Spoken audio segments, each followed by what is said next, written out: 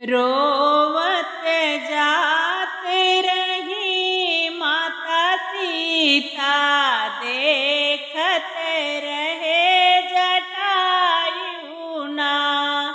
रोवत जात रही माता सीता, देखत रहे जटायु ना।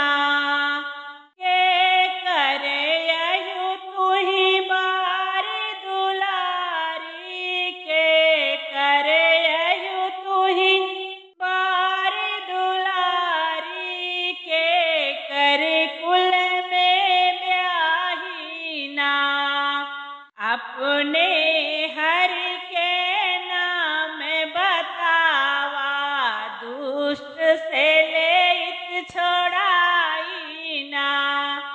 अपने हरि के नाम बतावा, दुष्ट से लेत छोड़ाई ना। रोवत जात रही माता सीता, देखत रहे जटायु ना।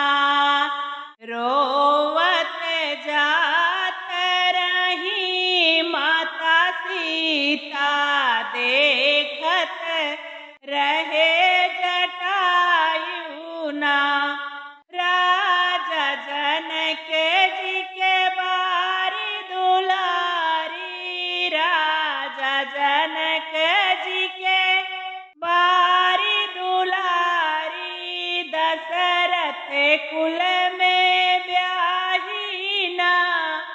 अपने हरि के नाम न जानी, लक्ष्मण के भौजाई ना।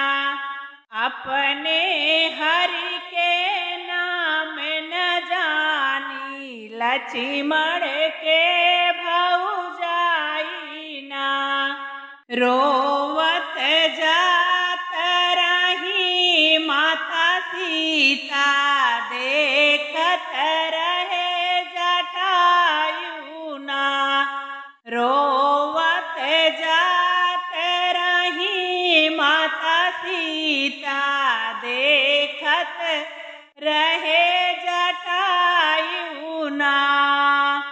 चोचन मारी युद्ध बहु कीना, चोचन मारी युद्ध बहु कीना। दुष्टन से लेत छोड़ाई ना। क्रोधित होई रावण उठी बोला, अग्नि बाण चलाई ना।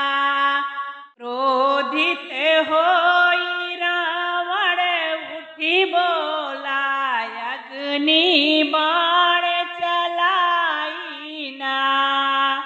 रोवत जात रही माता सीता, देखत रहे जटायु ना। रोवत जात रही माता सीता,